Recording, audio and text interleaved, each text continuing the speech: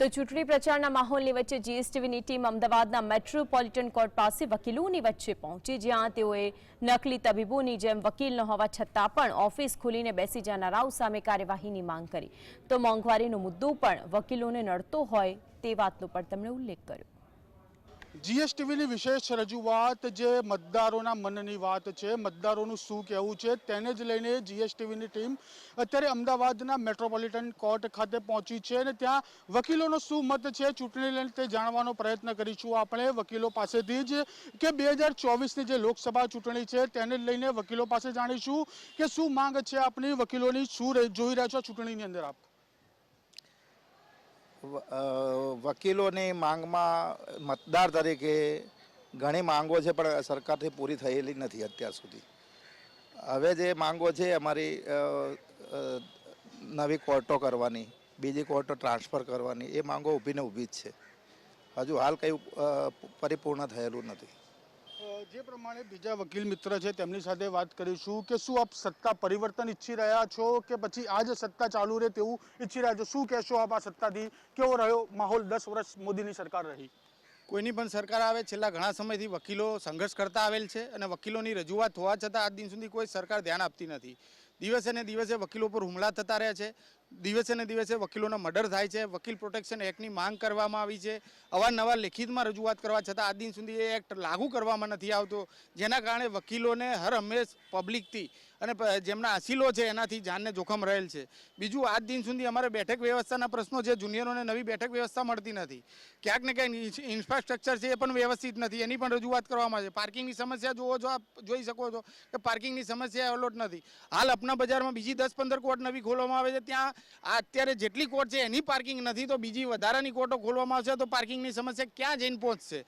એટલે ક્યાંક ને ક્યાંક દરેક સરકારને રજૂઆત લેખિતને મૌખિક કરવામાં આવે છે. અમારા ધંધામાં એવું છે કે બીજા ધંધામાં ડૉક્ટર ના હોય તો એ પોતાની પ્રેક્ટિસ ના કરી શકે, જ્યારે વકીલ ના હોય એવા લોકો અસંખ્ય વકીલ કરતાં પણ વધુ, એટલે અમારી ભાષામાં ટાઉટ કહેવાય, એવા લોકો ઓફિસો ખોલીને બેઠા છે, એવા લોકો ધંધા કરે છે, તો એમની સામે કોઈ એફઆઈઆર લોન્ચ થતી નથી, કોઈ કાયદેસરની કાર્યવાહી થતી નથી. એટલે આવા અનેક પ્રશ્નો છે જેના કારણે આજના નવા જે જુનિયર વકીલો આવે છે એને આર્થિક રીતે સંક્રમણ થઈ રહી છે અને ના છૂટકે એ લોકોને નોકરીઓ કરવી પડે છે. એટલે અમારી તો એક જ રજૂઆત છે, જે સરકાર આવે જ્યાં સુધી વકીલોના પ્રશ્નોને વાચા આપવામાં નહીં આવે એ સરકારને અમે ક્યારે સમર્થન નથી કરવાના અને આવનારા સમયમાં સમર્થન કરીશું નહીં. જે પ્રમાણે આ મિત્રએ કહ્યું કે ડૉક્ટર ડુપ્લિકેટ હોય તો તેની ઉપર કાયદેસરની કાર્યવાહી કરવામાં આવે છે, પરંતુ વકીલો ઉપર જે ડુપ્લિકેટ ઓફિસો ખોલીને બેઠા છે તેની ઉપર કાયદેસરની કાર્યવાહી નથી કરવામાં આવતી. બીજા મિત્ર પાસે જાણીશું કે વડાપ્રધાન તરીકે નરેન્દ્ર મોદીને જોઈ રહ્યા છો કે રાહુલ ગાંધીને? જે પણ આવે વકીલને એનાથી કોઈ વાંધો નથી, પરંતુ વકીલોને રોજગાર અત્યારે સરકાર દ્વારા કે સરકારના માણસો દ્વારા, પોલીસ દ્વારા છીનવામાં આવેલો છે. કે અગ્નેશ કુમારનું જજમેન્ટ આપીને એવું કહેવામાં આવેલું છે કે 7 વર્ષની જોગવાઈની અંદર પોલીસ સ્ટેશનમાં જામીન આપી દેવા, એવું અર્થઘટન ખોટી રીતે કરી પોલીસ દ્વારા પોલીસ સ્ટેશનમાં આરોપીઓને જામીન આપી દેવામાં આવે છે અને ખોટી રીતે એનું અર્થઘટન કરવામાં આવે છે એ જજમેન્ટનું, અને નામદાર કોર્ટમાં રજૂ કરવામાં આવતા નથી. અને બીજા રાજ્યમાં જેમ કે રાજસ્થાન જેવા રાજ્યમાં તો આરોપીને રજૂ કરવામાં આવે છે, પરંતુ અમદાવાદ અને ગુજરાતમાં કોઈ રજૂ કરવામાં આવતા નથી આરોપીઓને, અને પોલીસ પોતાની રીતે એ લોકોને પકડે છે અને પકડનાર જ છોડ દે છે. કોર્ટને પૂછતા પણ નથી કે આમાં શું કરવું જોઈએ, શું ના કરવું જોઈએ. એટલે એ રીતે વકીલોને ખૂબ જ આર્થિક સંકળામણ ઊભી થયેલી છે અને ખોટી રીતે એ લોકો જામીન આપે છે. એટલે સરકારને એવું જ રજૂઆત છે કે જે પણ સરકાર આવે તે અમારા વકીલોનું જોવે અને વકીલોનું ધ્યાન રાખે. જય હિન્દ, જય ભારત.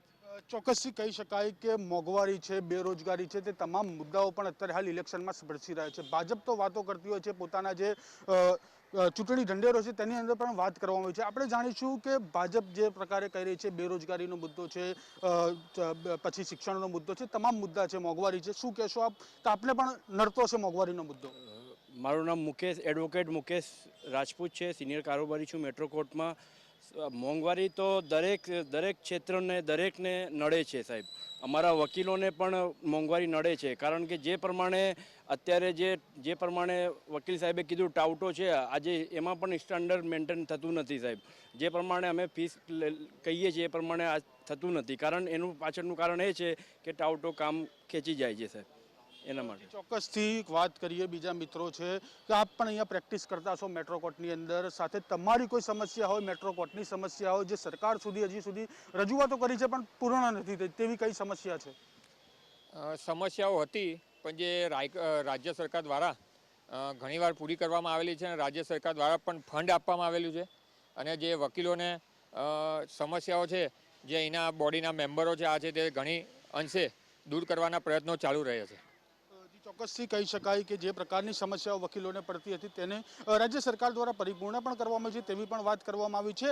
આપ શું કહેશો, 2024ની લોકસભા ચૂંટણી આવી રહી છે, શું લાગી રહ્યો છે મતદારોનો મિજાજ? આપ વકીલ છો, વકીલ તરીકે તમે શું દેખી રહ્યા છો અત્યારે? સાહેબ, હું એડવોકેટ વીપી સિંહ છું, 20 વર્ષથી પ્રેક્ટિસ કરું છું. જે પ્રેઝન્ટ ટાઈમ જે છે બીજેપી બહુ સરસ કામ કરે છે, આ પણ અમે એક્સેપ્ટેબલ છે. લીગલ લઈને પણ સારું કામ કરે છે, આ પણ એક્સેપ્ટેબલ છે. પણ એક જ વચ્ચે જે મોંઘવારીની વાત આવે છે, મોંઘવારીની વાત સનાતન સત્ય છે, મોંઘવારી નડે છે, 100% નડે છે. और સૌથી વધારે વકીલો નડે છે કેમ કે આજની તારીખમાં એક સારા એડવોકેટ જે ફીસ ધોરણ નક્કી કરે છે, બરાબર, આની અપેક્ષા બીજા જે ટાઉટ કોર્ટની અંદર છે, બરાબર, આ કામ 1000-2000 રૂપિયામાં કરે છે, જેની દિશા ધોરણ આપણે નક્કી કર્યા 1 લાખ 2 લાખની ફી લઈને આપણે એક સ્ટેન્ડર્ડ મેન્ટેન કર્યો હોય, વही કામ સેમ કામ ડાયરેક્ટ 1000-2000માં થઈ જાય છે. બીજી જે છે બીજી કોર્ટોમાં અથવા બીજા બિઝનેસમાં જે દિશા ધોરણ હોય, આ દિશા ધોરણ પ્રમાણે બધા ચાલતા હોય, બરાબર. અને એડવોકેટમાં એ કોઈ દિશા ધોરણ નથી, કોઈ પણ આવે, પણ ટાઉટ તો વધારે થઈ ગયા છે સાહેબ.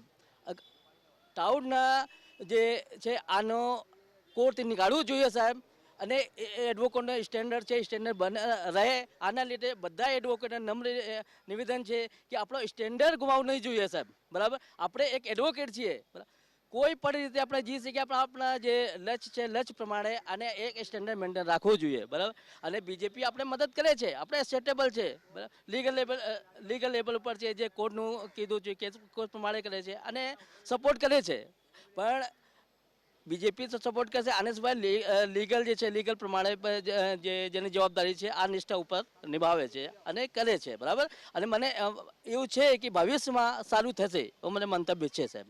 જી, ચોક્કસથી વકીલોની એક જ માંગ છે કે સરકાર જે પ્રકારે નકલી દુકાનો ખોલીને બેઠા છે તેવા વકીલોની દુકાનો બંધ કરાવવામાં આવે ને મોંઘવારીનો મુદ્દો છે તે તમામ લોકોને સ્પર્શી રહ્યો છે. વકીલ હોય કે ડૉક્ટરે મોંઘવારી આસમાને પહોંચી છે, તેની પણ મોંઘવારી ઘટે તેની પણ માંગ વકીલો દ્વારા કરવામાં આવી રહી છે. કેમેરા પર્સન સરવર અલી સાથે ધવલ બારોટ, GSTV, અમદાવાદ.